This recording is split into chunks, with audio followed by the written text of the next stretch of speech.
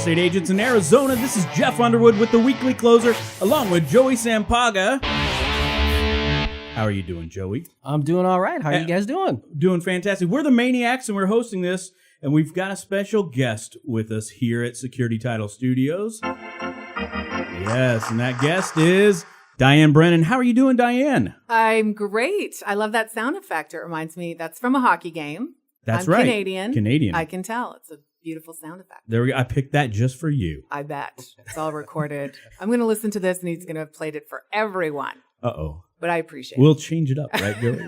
No, that's fine. I can share my sound effects. We no better problem. change it up.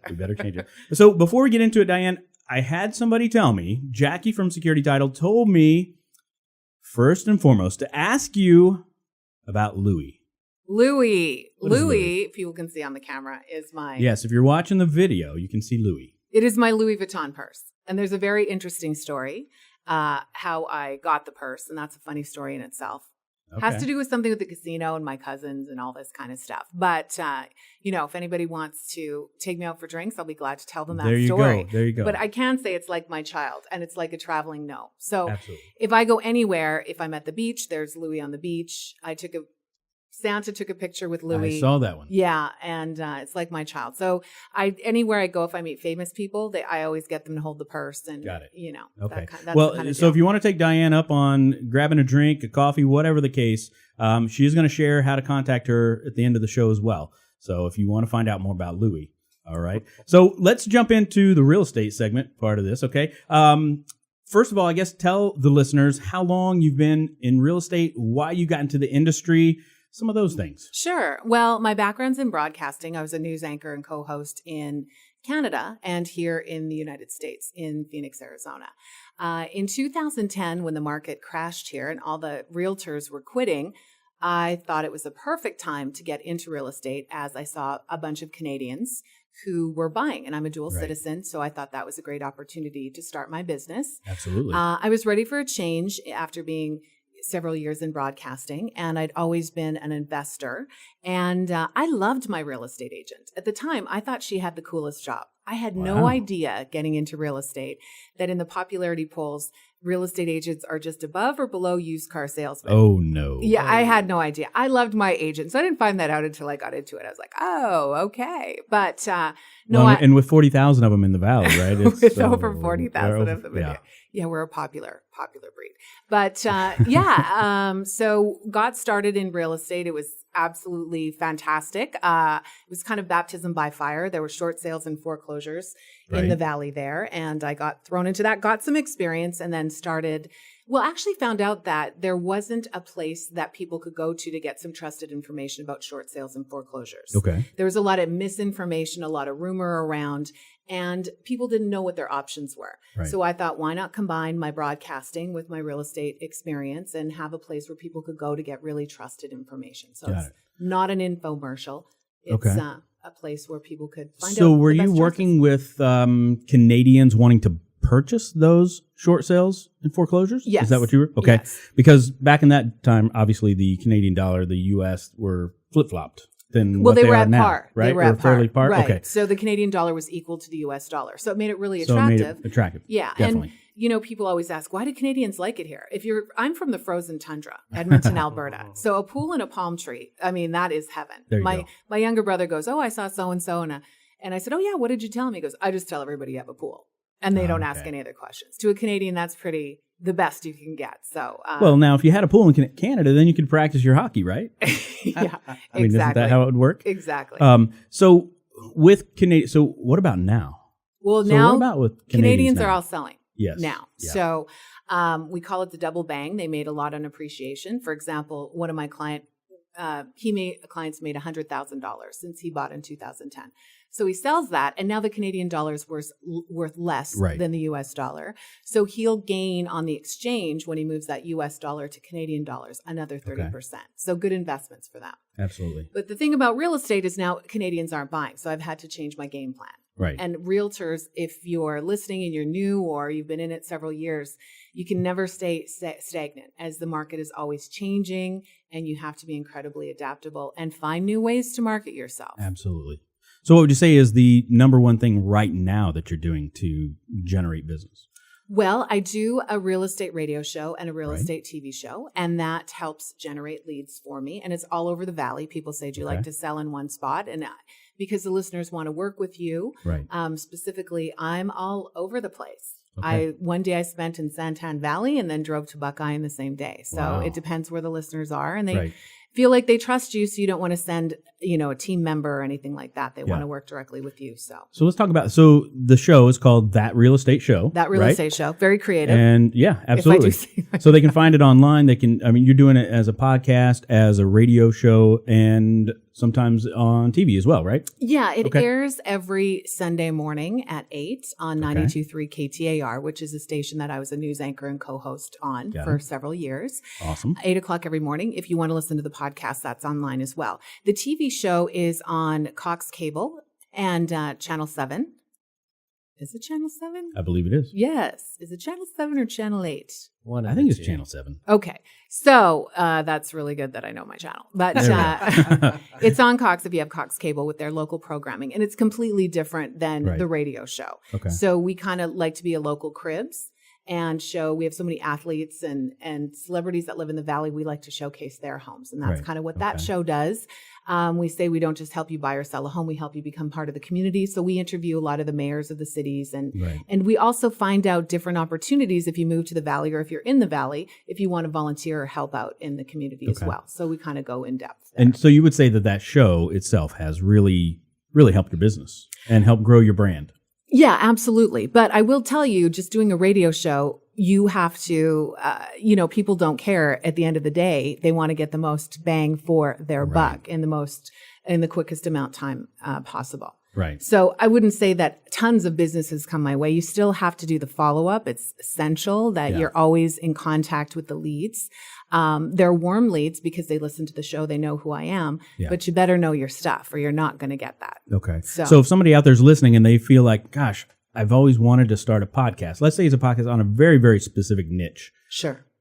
What we're saying, because obviously we're doing this podcast too, is there's a lot of work that goes into that. Well, and you need to have your real estate side really systematized the right way. Yeah. If you're going to try to do that and do something where you're putting yourself out there a lot. Absolutely. People don't really care if they hear you on the radio if you're not doing a good job. So be incredibly professional. And the follow-up is key no matter where you're getting your leads. If you're not in constant contact with your database, you're going to lose them because it really is top of mind. When people are thinking about when to sell their home, they're going to think of who's in front of them at the time. So another problem I have is it gives a misperception being on the radio and TV that I just do $1 million listings. I would starve if I just did $1 million listings. Got it. So I find, and you get feedback from the listeners. One client said to me, well, he was a listener. He went with our lender on the show, but he said, well, I'm not going to bother Diane's time with my $300,000 sale. That's peanuts. I'm like, no. That's my bread and butter. I will do. Right. I said, I will sell you a $5,000 piece of dirt. I don't care. Those smaller deals, that's what keeps you busy. That's your bread and butter. That's your paycheck. Yeah. If you get $1 million listings, great, but they don't sell very often.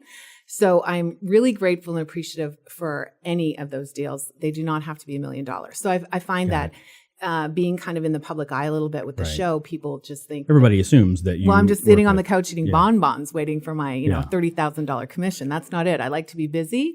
I like to help the listeners out, and so that was good feedback. I was like, wow, well, I have to start talking, and reminding people this is what I do, and always, whether you're on radio or if you're doing a podcast, if you're getting leads another way, if you're door knocking.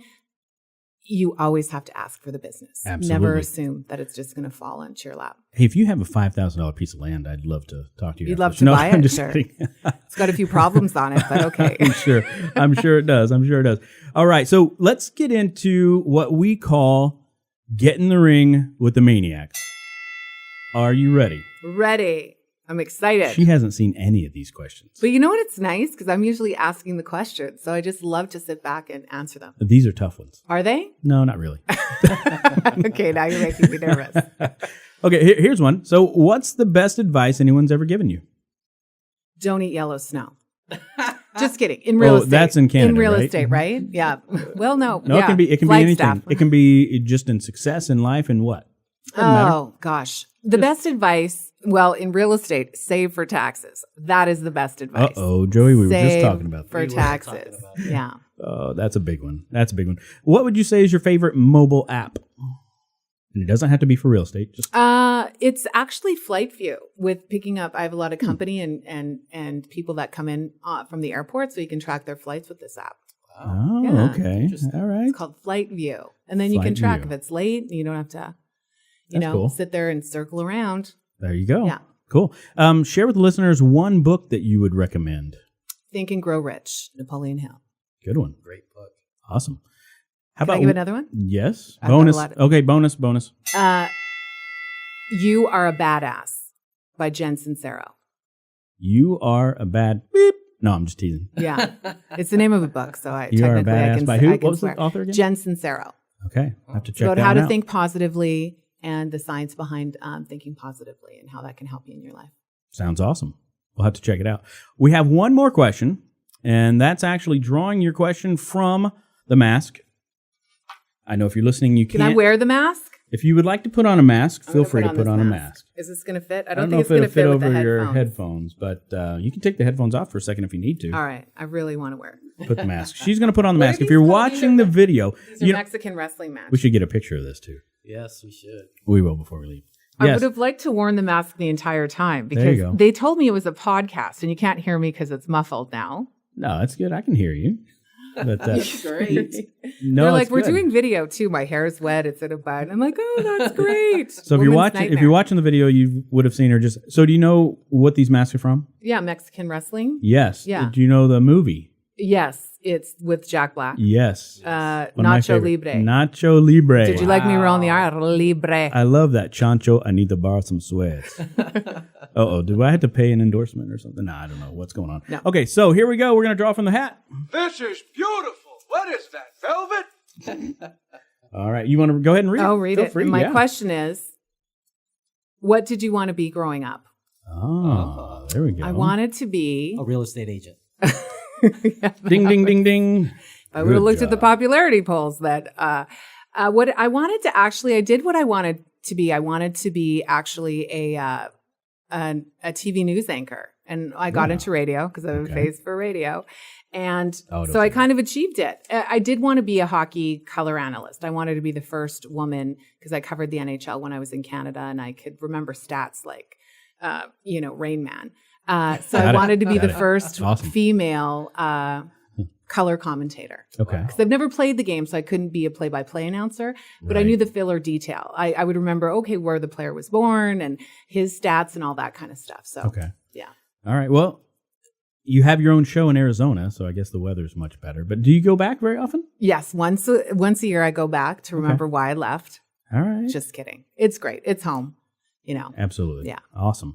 Well, thank you so much for being here with us. If somebody wants to reach out to you, how's the best way? If any agents wanna reach Diane out? at thatrealestateshow.com.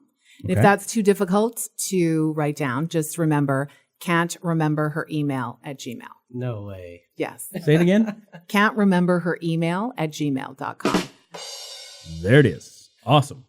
All right. Well, thank you so much for being with us. Thank you guys. This has been great. This has been fun. It was a lot of fun. And for you guys out there watching or listening, you can always go to theweeklycloser.com. You can see all the episodes there. You can also click on YouTube, watch the videos. Until next time, we'll see you later. We're signing off from Security Title Studios in the heart of the Biltmore. Take care. Beautiful. That was fun. Beautiful. That was a great episode. Yes.